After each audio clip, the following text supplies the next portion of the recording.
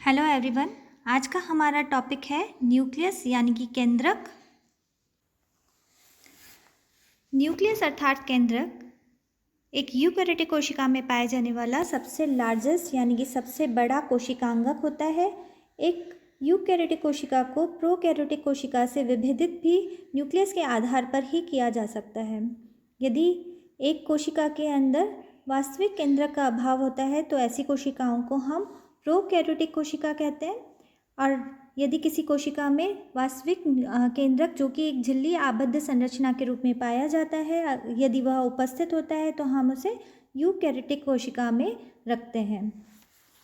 Nucleus हमारी कोशिका का जीनोम का एक हाउस होता है, यानी कि हमारा जितना भी जेनेटिक मटेरियल आनुवांशिक पदार्थ है वह यूकैरियोटिक कोशिका के केंद्रक में उपस्थित होता है।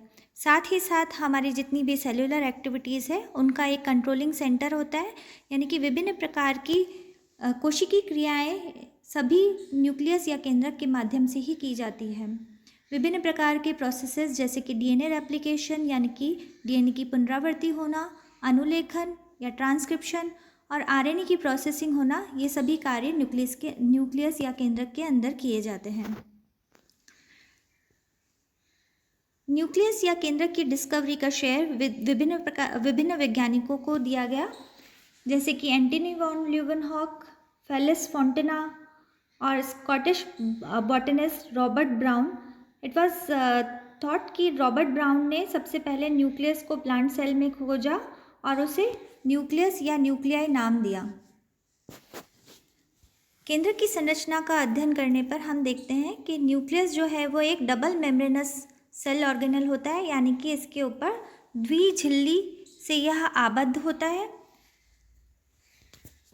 दोनों झिल्लियां जो है उनकी जो ल्यूमन होती है या बीच की जो गुहा होती है वह एंडोप्लाज्मिक रेटिकुलम यानी कि अंतःप्रदवीय जालिका के साथ में सतत होती है या कंटिन्यूअस होती है। केंद्र की झिल्ली के बीच बीच में कुछ छेद समान या कुछ होल पाए जाते हैं जिन्हें हम न्यूक्लियर पोर कहते हैं। और न्यूक्लियर पोर के ऊपर पाए जाने वाले विभिन्न प्रकार के प्रोटीन मिलकर के एक पूरा कॉम्प्लेक्स के समान संरचना बनाते हैं, जिसे हम एनपीसी या न्यूक्लियर पोर कॉम्प्लेक्स कहते हैं। न्यूक्लियस के अंदर बिना झिल्ली से आबद्ध कई कंपार्टमेंट पाए जाते हैं या अलग अलग कक्षों में यह विभेदित रहता है, जो कि विभिन्न प्रकार के फंक्शंस कार्यों के लिए विभेदित होते हैं। न्यूक्लियस के अंदर पाई जाने वाली एक क्लियरली विजिबल स्ट्रक्चर जो है उसे हम केंद्रिका या न्यूक्लियोलस कहते हैं। न्यूक्लियोलस के अतिरिक्त जो पदार्थ पाया जाता है न्यूक्लियस के अंदर उसे हम न्यूक्लियोप्लाज्म या केंद्रक द्रव्य कहते हैं।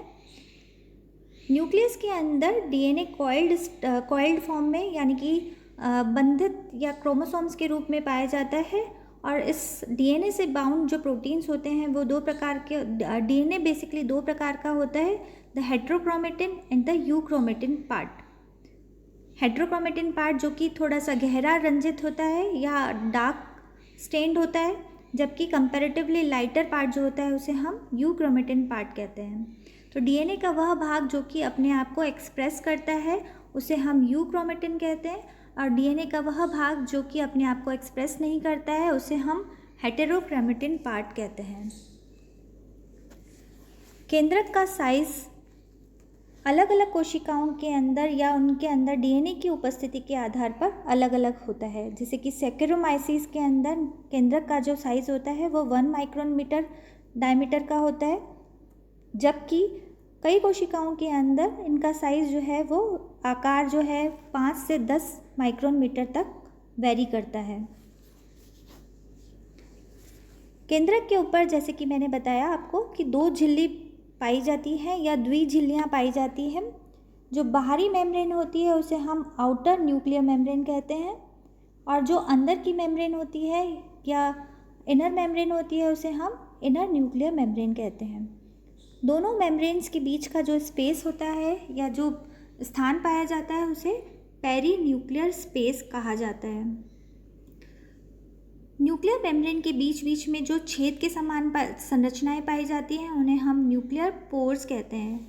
न्यूक्लियर की जो इनर मेम्ब्रेन होती है उसके ऊपर एक जाली का नुमा संरचना पाई जाती है जिसे हम न्यूक्लियर लेमिना कहते हैं। न्यूक्लियस की आउटर मेम्ब्रेन या आउटर न्यूक्लियर मेम्ब्रेन जो है वह एंडोप्लाज्मिक रेटिकुलम के साथ में सतत होती है। हमारी कोशिका के अंदर जितनी भी झिल्लियाँ पाई जाती है वो पूरा एक मेम्ब्रेनस फ्लो दर्शाती है, यानी कि सभी झिल्लियाँ एक दूसरे के साथ में सतत रूप में पाई जाती हैं। तो जो आउटर न्यूक्लियर मेम्ब्रेन है वह एंडोप्लाज्मिक रेटिकुलम की मेम्ब्रेन के साथ में सतत होती है, तथा एंडोप्लाज्मिक रेटिकुलम का जो ल्यूमन होता है वह न्यूक्लियर मेम्ब्रेन की ल्यूमन के साथ में भी सतत होता है या कंटिन्यूस होता है। आउटर न्यूक्लियर मेम्ब्रेन के ऊपर एंडोप्लाज्मिक रेटिकुलम के समान ही राइबोसोम्स पाए जाते हैं। दोनों आउटर और इनर न्यूक्लियर मेम्ब्रेन के बीच का जो स्थान होता है उसे हम पेरी न्यूक्लियर स्पेस या ल्यूमेन ऑफ एनवेलप कहते हैं। दोनों न्यूक्लियर मेम्ब्रेन की जो थिकनेस है या मोटाई है वो 7 to 8 नैनोमीटर थिक होती है, जबकि पेरी न्यूक्लियर स्पेस की जो मोटाई होती है वो 20 से 40 नैनोमीटर तक होती है। इनर न्यूक्लियर मेम्ब्रेन के ऊपर एक मैश या जालिका के समान पूरा एक नेटवर्क पाया जाता है, और ये नेटवर्क जो है विभिन्न प्रकार के प्रोटीन द्वारा बनाया जाता है जिन्हें हम लेमीन प्रोटीन कहते हैं। फिर से एक बार देखिए, जितनी हमारी इनर न्यूक्लियर मेम्ब्रेन होती है, इनर न्यूक्लियर मेम्ब्रेन के ऊपर एक मैश के समान नेटवर्क या जालिका समान संरचना पाई जाती है जिसे हम न्यूक्लियर लेमिना कहते हैं। न्यूक्लियर लेमिना में पाए जाने वाले जो प्रोटीन्स होते हैं हम उन्हें लेमीन प्रोटीन्स कहते हैं। तो विभिन्न प्रकार के एसोसिएटेड पॉलीपेप्टाइड्स इनके अंदर पाए जाते हैं, जैसे कि LAP1, LAP2, emerin, MAN1 and nurim.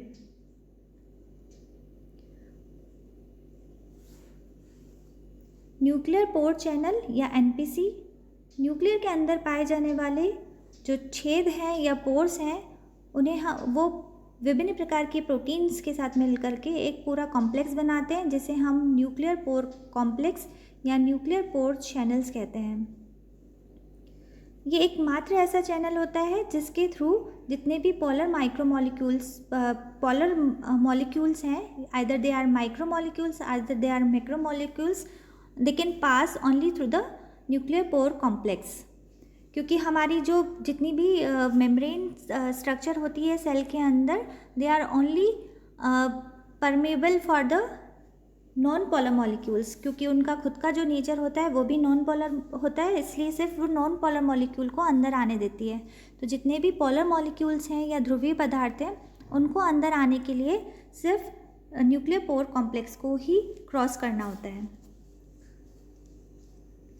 Nuclear pore complex के ऊपर इनर और आउटर मेम्ब्रेन जो है वो आपस में सतत होती है या कंटिन्यूस होती है।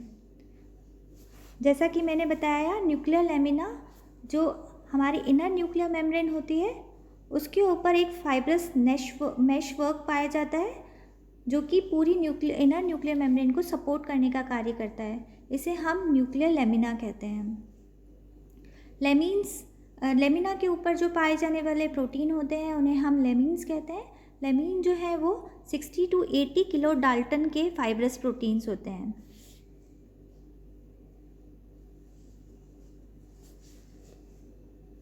न्यूक्लियर पोर जो है उनका साइज़ डायमीटर जो होता है वो 120 नैनोमीटर तक होता है। इनका मॉलिक्यूलर मास जो है वो 125 मिलियन डाल्टन तक होता है, और ये राइबोसोम से 30x यानी कि 30 गुना अधिक भार वाले मॉलिक्यूल्स को अपने अंदर से आने दे सकते हैं। न्यूक्लियर पोर कॉम्प्लेक्स के अंदर 30 विभिन्न प्रकार के प्रोटीन्स पाए जाते हैं, और इन प्रोटीन्स को एक स्पेशल नाम दिया जाता है जिन्हें न्यूक्लियोपोरीन्स कहा जाता है। न्यूक्लियर पोर कॉम्प्लेक्स एक जटिल संरचना होती है जो कि 8 स्पोक्स और विभिन्न 2 प्रकार की रिंग्स से मिलकर के बनी हुई संरचना होती है। ये रिंग जो है ये दोनों 8 स्पोक्स को सपोर्ट करती है। बाहर साइटोप्लाज्म की तरफ पाई जाने वाले रिंग को हम साइटोप्लाज्मिक रिंग कहते हैं, जबकि न्यूक्लियस के अंदर की तरफ या इनर मेम्ब्रेन की तरफ पाई जाने वाली रिंग को न्यूक्लियर रिंग कहा जाता है। पूरी स्पोक रिंग असेंबली जो है उनके बीच में एक सेंट्रल चैनल पाया जाता है जिसे सेंट्रल ट्रांसपोर्टर कहते हैं। सेंट्रल ट्रांसपोर्टर से दोनों ही तरफ फिलामेंट्स निकले रहते हैं जो कि एक न्यूक्लियर बास्केट के समान संरचना बनाते हैं। साइटोप्लाज्मिक फिलामेंट जो हैं वो साइटोप्लाज्मिक रिंग से भी बाहर निकले रहते हैं तथा अंदर की तरफ न्यूक्लियर रिंग से अंदर की तरफ निकले रहते हैं और एक बास्केट के समान संरचना बनाते हैं जिसे न्यूक्लियर बास्केट कहा जाता है। न्यूक्लियर पोर, जैसा कि मैंने आपको बताया, जितने भी पोलर कंपाउंड्स हैं उनको अंदर आने के लिए एकमात्र जो स्थान है वह है उनका न्यूक्लियर पोर। तो विभिन्न प्रकार के आरएनए जो कि न्यूक्लियस में बनाए जाते हैं उनको बाहर जाने के लिए न्यूक्लियर पोर से होकर के गुजरना होता है। इसी प्रकार जितने प्रोटीन्स जो कि अंदर न्यूक्लियस के अंदर विभिन्न प्रकार की क्रियाओं के लिए उत्तरदायी होते हैं उनको अंदर लाने के लिए भी न्यूक्लियर पोर स्थान प्रदान करते हैं। केंद्रक या न्यूक्लियस के अंदर एक बड़ी प्रोमिनेंट स्ट्रक्चर जो होती है उसे हम न्यूक्लियोलस कहते हैं। Nucleolus basically ribosome production factory के रूप में इन्हें हम जानते हैं या राइबोसोम प्रोडक्शन फैक्ट्री इन्हें हम कहते हैं। ये बेसिकली एक स्थान है जहाँ पे आरएनए ट्रांसक्रिप्शन और प्रोसेसिंग होती है ताकि राइबोसोम की असेंबली की जा सके। हमारे मेमेलियन सेल के अंदर लगभग 5 मिलियन से 10 मिलियन राइबोसोम्स की आवश्यकता होती है और ये राइबोसोम जो हैं इनका निर्माण न्यूक्लियोलस के अंदर किया जाता है। राइबोसोम के अंदर विभिन्न प्रकार के आरएनए पाए जाते हैं जैसे कि 5.8S आरएनए, 18S आरएनए एवं 28S आरएनए। यूकैरियोटिक ये प्रोकैरियोटिक जीनोम के अंदर पाए जाते हैं और इसी तरीके से यूकैरियोटिक जीनोम के अंदर 5S, 5.8S, 18S एवं 28S आरएनए पाए जाते हैं।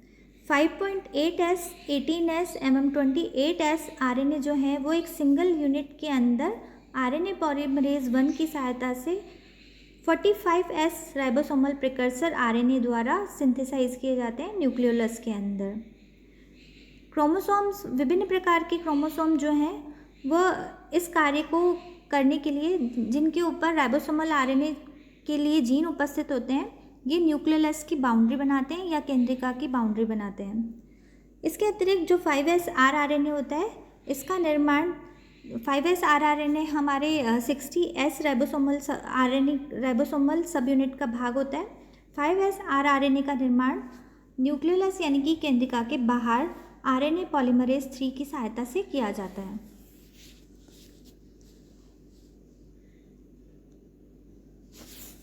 ह्यूमन जीनोम के अंदर लगभग 200 कॉपी यानी 200 कॉपीज़ ऑफ जीन जो है वो 5.8S, 18S एवं 28S आरएनए का निर्माण करते हैं और लगभग 2000 कॉपी जीन जो है वो 5S आरएनए को एनकोड करते हैं या बनाते हैं। इनके लिए जो उत्तरदायी क्रोमोसोम होते हैं जिनके ऊपर 5.8S, 18S एवं 28